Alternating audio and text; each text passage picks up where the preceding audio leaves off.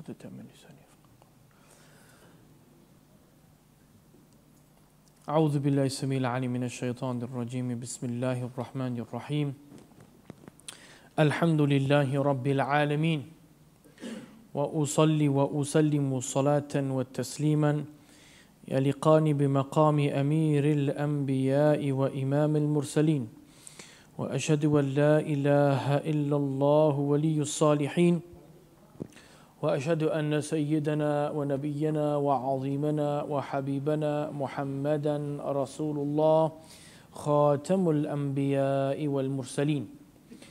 صل اللهم وسلم وبارك على هذا النبي الأمين وعلى آله وصحابته الغر الميامين. أما بعد. جماعة المسلمين، السلام عليكم ورحمة الله وبركاته. Alhamdulillah, I saw you last year, and Alhamdulillah, I'm still with you this year. Alhamdulillah. All praise and thanks due solely to Allah subhanahu wa ta'ala. Yes, it's still 1440. That is our year, the year of the Hijrah, on which we truly base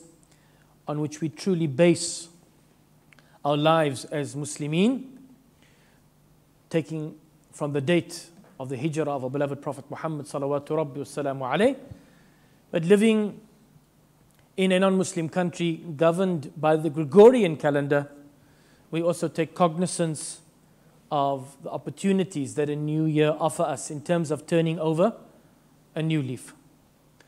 We ended off last year and we make dua. Allah subhanahu wa ta'ala reward my beloved friend Sheikh Nabil Majid for his beautiful khutbah that he gave last week. Allah subhanahu wa ta'ala reward him and grant him long life in the obedience of Allah subhanahu wa ta'ala and use him for the benefit of the ummah of Muhammad sallallahu alayhi wa sallam. So last year when we were together, we were speaking about guidance and how Allah subhanahu wa ta'ala has created a simple sunnah, a simple order in terms of those who want to be guided and those who don't want to be guided. And quite simply, it is the choice that we make. Life is about choices. فَمَنْ شَاءَ فَلْيُؤْمِنْ وَمَنْ شَاءَ فَلْيَكْفُرْ. Whoever wants to believe will believe, and whoever wants to disbelieve will disbelieve. And it was all summed up in that one verse. Allah subhanahu wa ta'ala says, وَالَّذِينَ اهْتَدَوْا زَادَهُمْ هُدًى وَآتَاهُمْ تَقْوَاهُمْ. As for those who follow righteous guidance, that was the advice that Allah subhanahu wa ta'ala gave to our father and our mother, Adam and Hawa alayhim as-salam, when he took them out of the garden. What did he say to them? فَإِمَّا يَأْتِيَنَّكُم مِّنِّي هُدًى فَمَنِ اتَّبَعَ هُدَايَ فَلَا يَضِلُّ وَلَا يَشْقَى. And if there comes to you from me a guidance, whoever follows that guidance. And what did we say about ittaba'a? Coming from the word at-tubba'u. There's something I wanted to make mention with regards to that word. At-tubba'u. Shadda on the ta, shadda on the ba. And then with the ain at the end, you also find this merging of the two letters into each other. So there's this talasuq, there's this sticking, there's this mutabaqa, mulazama, there's this following, if you like. Like when you have tamati pochi, walkaways, what happens afterwards? Die lippe stick vas aan mekaar. So, like I mentioned in the last khutbah, that the meaning of a word in the Arabic language is very much associated with the way that the word sounds. At-tubba'u, what does that mean? Al-dhil. It is a shadow. So literally Allah subhanahu wa ta'ala, when he says, فَإِمَّا يَأْتِيَنَّكُم مِّنِّي هُدًى فَمَنِ اتَّبَعَ هُدَايَ فَلَا يَضِلُّ وَلَا يَشْقَى. What does a shadow do? A shadow moves exactly the way that you move. Your shadow follows you wherever you go, does whatever you do. And that's Allah subhanahu wa ta'ala wants us to surrender to Him, Jalla fi ula. Sami'na wa ata'na. We hear and we obey. That is the ittiba that Allah subhanahu wa ta'ala requires from us. And that's pure surrender. Acknowledging that Allah knows better. So if we do that, and we follow righteous guidance, zadahum huda, Allah will give them more guidance. Meaning Allah will keep them on the path. Those who want to walk the path, And that's something we have to renew every day. زَادَهُمْ هُدَى. Allah will guide them, meaning Allah will keep them. Allah will carry them. As He says in Surah Al-Baqarah in the beginning, أُولَٰئِكَ عَلَىٰ هُدًّا مِّن رَبِّهِمْ. Those who want to be on that path, the muttaqoon, those who are mindful of Allah, those who want to please Allah, Allah will carry them on the path. He will keep them on the path. وَآتَاهُمْ تَقْوَاهُمْ. And He will give them the necessary taqwa, meaning that shield, that wiqaya, from where we get the word taqwa, shield to shield ourselves from ever leaving that path. That is how simple it is for those who want to be guided. And likewise for those who don't want to be guided. If you don't want to be on the path, if you don't want to follow righteous guidance, then nothing and no one can make you follow it. Like Thamud, وَأَمَّا ثَمُودُ فَهَدَيْنَاهُمْ. And as for the people of Thamud, we showed them the path, we showed them the way. فَاسْتَحَبُّ الْعَمَى عَلَى الْهُدَى. But they chose blindness over following righteous guidance. And what happened to them? Allah destroyed them. So, a new year, new opportunities, surrounded with so many trials and tribulations in these dark and difficult times that we are living in. Dark and difficult times in a dark and difficult place. Allah subhanahu wa ta'ala not only give Jannah but grant Shahada to the elderly couple. Both 82 years of age, murdered in their own home. Allahu Akbar. Allahu Akbar.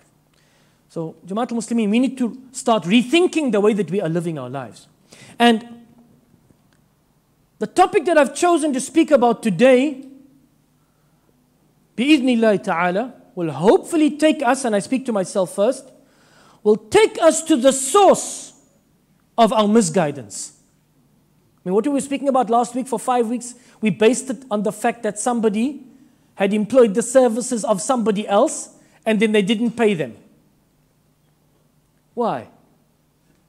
لا تخدعن لمخلوق على طمع فإن ذلك نقص منك في الدين لن يقدر العبد أن يؤتيك خردلة إلا بإذن الذي سواك من طين فلا تصاحب غنيا تستعز به وكن عفيفا وعظم حرمة الدين واسترزق الله مما في خزائنه فإن رزقك بين الكاف والنون واستغني بالله عن دنيا الملوك كما استغنى الملوك بدنياهم عن الدين.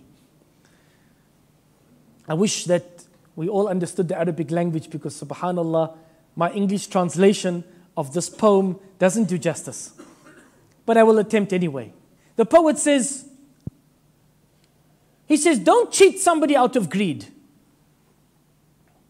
That's normally the motivation for cheating somebody. You told them that you bought a genuine part, meanwhile you put in a stuk majat, Shusala said. You put in maybe a used part. You told them you used a genuine, good quality product, but at the end of the day, you actually used the cheapest product. Now, why does somebody do that? Out of greed. Because they know that if they're going to buy the expensive product, if they're going to buy the genuine part, then their profit margin is going to be so much smaller. So the poet says, don't cheat somebody out of greed, because that will be a great deficiency in the way that you are practicing your religion. لن يقدر العبد أو يقدر منسوب وعلامة نصبه الفتحة ظاهرة على آخره, for those who are studying Arabic. لن يقدر العبد أن يعطيك خردلة. Never ever will anybody be able to give you a mustard seed in this world, except by the permission of the one who created you from clay. فَلَا تُصَاحِبْ غَنِيًّا. So don't attach yourself to a wealthy person thinking that they are going to make you wealthy.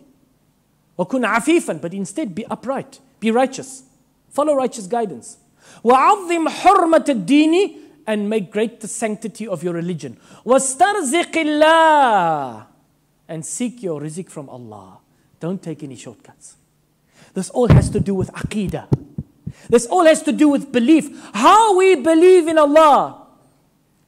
If our belief was correct, we wouldn't even consider cheating somebody in order to attain more of this material world, which, in the words of our beloved Prophet Muhammad sallallahu alayhi wa sallam, لو كانت الدنيا تعدل عند الله جناح بعوضة ما سقى كافرا منها شربة ماء وفي رواية جرحة ماء. And if this world and everything in it was worth more to Allah than the wing of a mosquito, Allah wouldn't have given the disbelievers one drop of water. So what are we going to all the hassle for? To cheat somebody to attain something which is absolutely worthless, which is not even going to follow us to our graves. وَاسْتَرْزِقِ اللَّهَ. Back to the words of the poet. Seek your rizq from Allah. وَاسْتَرْزِقِ اللَّهَ مِمَّا فِي خَزَائِنِهِ. From His treasury. مَا عِنْدَ اللَّهِ مَا عِنْدَكُمْ يَنْفَدْ وَمَا عِنْدَ اللَّهِ بَاقٍ. That which is with you will perish. That which is with Allah is eternal. Will never perish. So seek your sustenance from Allah, from His treasury. For indeed your rizq lies between the kaf and the noon. What lies in between those two letters? إنما قولنا لشيء إذا أردناه أن نقول له كن فيكون فيكون. Indeed, our word to something, if we want it to happen, is to say to it, be, and it is. Aqeedah. Believing that Allah, He's our one and only sustainer. إِنَّ اللَّهَ هُوَ الرَّزَّاقُ ذُو الْقُوَّةِ الْمَتِينَ. But we have not given Allah due measure. We have not appraised Allah a due appraisal of who He actually is. That's why we need to go back to the origin. We need to go back to the source. We need to correct our aqeedah. We need to correct our belief in Allah subhanahu wa ta'ala. And then by default, we'll follow righteous guidance بإذن الله تعالى. واسترزق الله مما في خزائنه فإن رزقك بين الكاف والنون واستغني بلا عن دنيا الملوك. And then he says, and be free. Free yourselves. واستغني بالله. By relying solely on Allah and being independent of the owners of this world. Just like the owners of this world think that they are independent of Allah and solely dependent on their material wealth. Let's not be like them. I've chosen 2 verses, 2 out of 3, because there is a phrase that Allah uses in the Quran 3 times. And when Allah subhanahu wa ta'ala repeats Himself, it is for emphasis. It's something that we must take note of. The phrase is وَمَا قَدْرُ اللَّهَ حَقَّ قَدْرِ. وَمَا قَدْرُ اللَّهَ حَقَّ قَدْرِ. And they did not give Allah due measure. They did not measure Allah. We're not speaking physically, of course. They did not appraise Allah with due appraisal. They did not give Allah subhanahu wa ta'ala His due as creator, cherisher, nourisher, sustainer, manager, controller, owner, ruler, guider, protector, helper, forgiver of everything in the heavens and on earth. Jalla fi'ula. This is Tawheed. La ilaha illahu. There is none worthy of worship besides Him. That is the foundation. But we have to apply, take all the 99 names and apply it to that Tawheed. And then we'll have a better understanding of how we should believe. I've chosen 2 of these verses. One deals with the macrocosm and the other one with the microcosm. Which is important because in those 2 things lies the signs of Allah. The Quran is not a book of science, it is a book of signs. The study of those signs gives us the science. That's another topic for another time. So Allah subhanahu wa ta'ala says, سَنُرِيهِمْ آيَاتِنَا فِي الْآفَاقِ. This is in Surah Fussilat. Verse number 53. سَنُرِيهِمْ آيَاتِنَا فِي الْآفَاقِ. We shall show them our signs on the horizons. Horizons, plural. فِي الْآفَاقِ. وَفِي أَنفُسِهِمْ. And within themselves. So afaq, the horizons out there, not just the horizon that you can see at sea level 11 kilometers from the point of observation, because now the curvature of the earth blinds you from what is beyond. We're speaking about the horizons that go even further. The horizon of the solar system and the Milky Way and the group of galaxies and the cluster and the supercluster and the observable universe.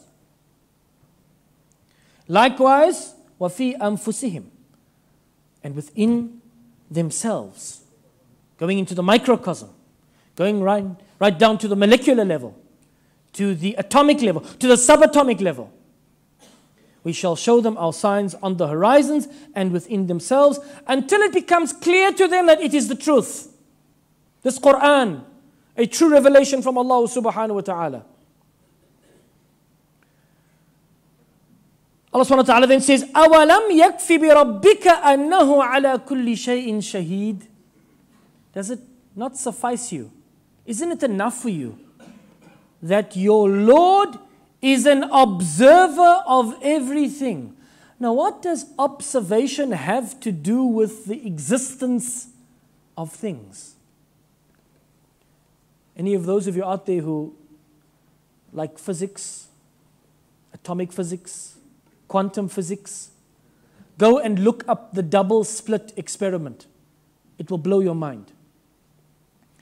How that shooting electrons through two splits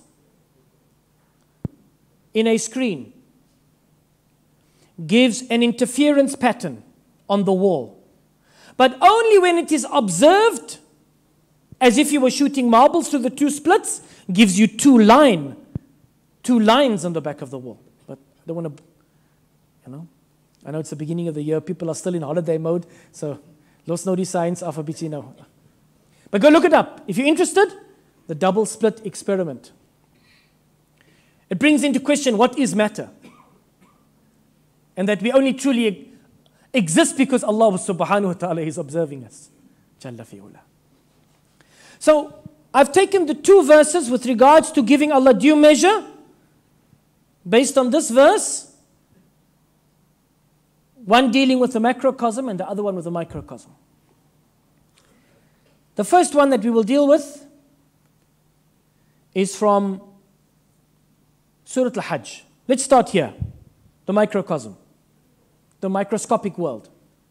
And I'm not going as far as the atoms and the nucleons, but I'm going to go as far as what the fly eats, the fly's food.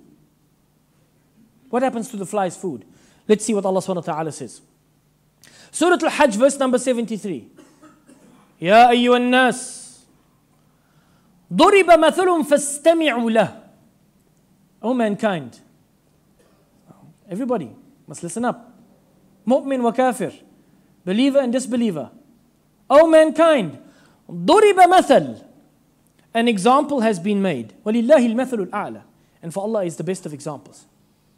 فَاسْتَمِعُوا لَهُ. So listen up. Pay attention. إِنَّ الَّذِينَ تَدَعُونَ مِن دُونِ اللَّهِ لَن يَخْلُقُوا ذُبَابًا. Indeed, those who you are calling unto besides Allah cannot even create a fly. The idols. The idols cannot even create a fly. Or anything that anybody is calling onto. Whether they're worshipping trees or the moon or the stars. They cannot even create a fly. وَلَوْ اجْتَمَعُوا لَهُ. Even if they all had to come together. Everyone in the world. Everyone in existence had to come together, they wouldn't be able to create a fly. وَإِن يَسْلُبْهُمُ الذُّبَابُ شَيْئًا لَا يَسْتَنْقِذُوهُ مِنْهُ.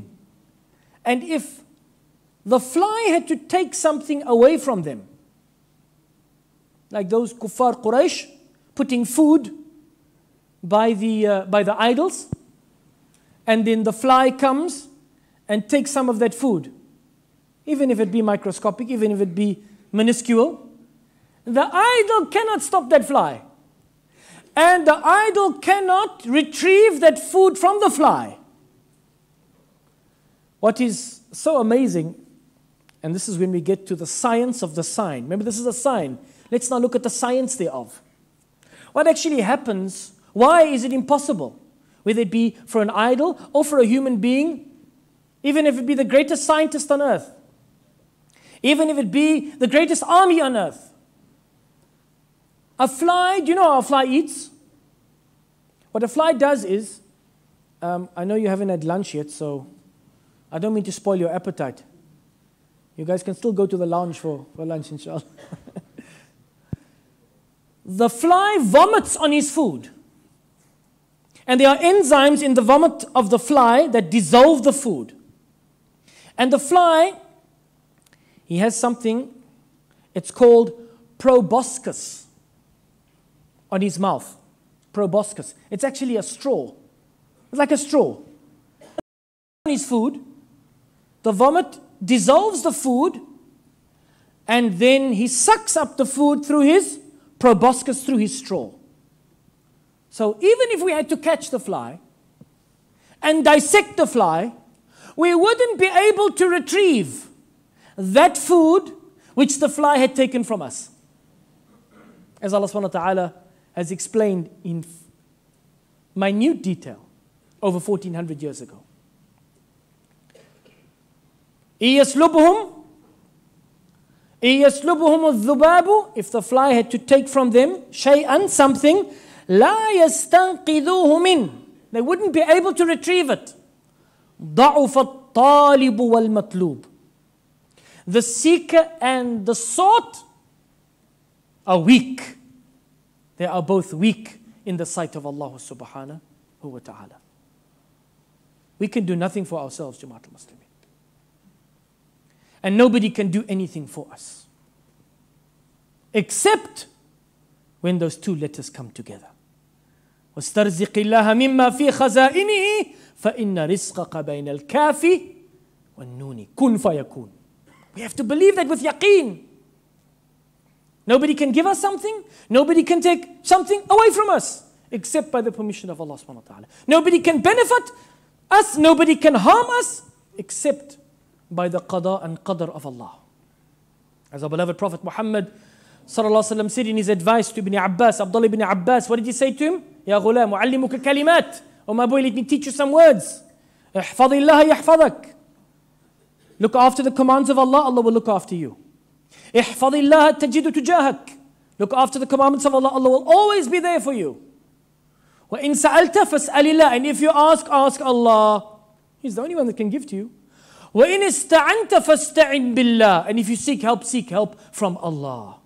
وَاعْلَمْ أَنَّ الْأُمَّةِ لو اجتمعت أن ينفعك بشيء لم ينفعك بشيء إلا ما كتب الله لك وإن اجتمعوا أن يضروك بشيء لم يضروك بشيء إلا ما كتب الله عليك رفعت الأقلام وجفت الصحف. And know this, that if the whole world had to come together, all the nations of the world had to come together to benefit you with something, they wouldn't be able to benefit you with anything except that which Allah had written for you. And if the whole world had to come together to harm you with something, they wouldn't be able to harm you with anything except that which Allah had decreed for you. The pens have been lifted and the pages have dried. This is our aqeedah. This is our belief. And this is the solution to all our problems. Bi-idhnillahi ta'ala. That's verse number 73. ضَعُفَ الطَّالِبُ وَالْمَطْلُوبُ. In fact, there's a beautiful story about how Abu Dharr al-Ghifari from Bani Ghifar, how he embraced Islam. Abu Dharr, the great Sahabi. You know what he did? He was worshipping his idol. This is now in Jahiliyyah, before he embraced Islam. He was worshipping his idol, and then he went away. And when he came back, he saw that his idol was wet. And there was some liquid dripping off his idol. And then he looked and he saw that there were two foxes. And he realized that the foxes had urinated on his idol. You know, the Arabs, they were masters of many things, but mainly of two things. What we call animal husbandry, in other words, producing the best stock of, whether it be horses or camels or sheep or goats, and the art of poetry. They could make poetry at the drop of a hat.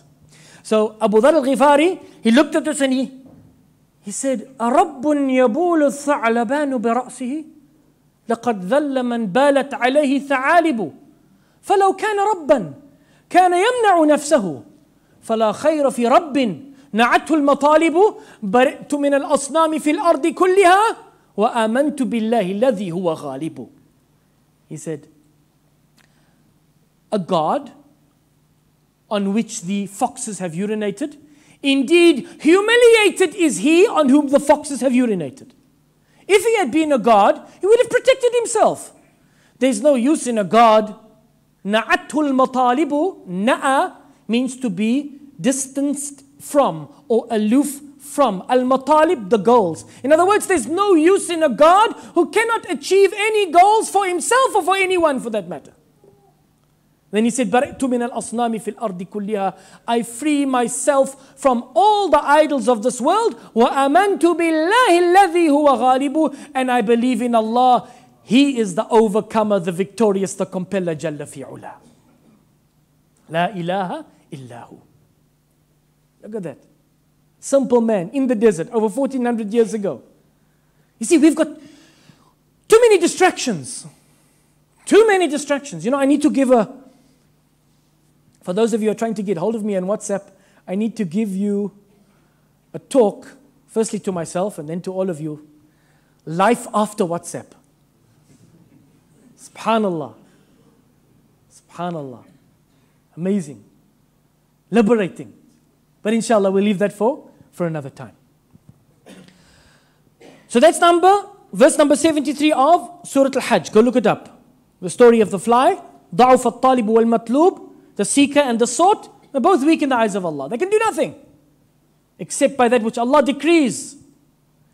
Verse number 74. مَا قَدْرُ اللَّهَ حَقَّ قَدْرِ. They didn't give Allah due measure. They didn't give Allah due measure. They didn't give Allah that which is due to Him in terms of who He is. Jalla fi ula. Then He ends by saying, Inna Allah laqawiyyun aziz. Indeed Allah, He is laqawiyyun. What is quwwah? He is the all-powerful. Aziz, the almighty. The all-powerful, the almighty. If you need something, are you going to go to the weak? The frail? The incompetent? No. You're going to go to the one who has the control, the one who has the power, the one who has the might. And there is only one who has that, and that is Allah. So that's our first verse with that phrase. مَا قَدْرُ اللَّهَ حَقَّ قَدْرِ. They didn't give a due measure. The second verse is a verse from Surah Az-Zumar. Surah Az-Zumar. Verse number 66, Allah subhanahu wa ta'ala says, بَلِ اللَّهَ فَاعْبُدْ. Allah subhanahu wa ta'ala is speaking about those who associate partners in the worship of Allah, that all their actions will be worthless. And then He says in verse number 66, بَلِ اللَّهَ فَاعْبُدْ. Nay, Allah you must worship. وَكُمْ مِنَ الشَّاكِرِينَ, and be of the grateful servants. Be grateful to Allah. For He is the one that has created the universe and given everything life.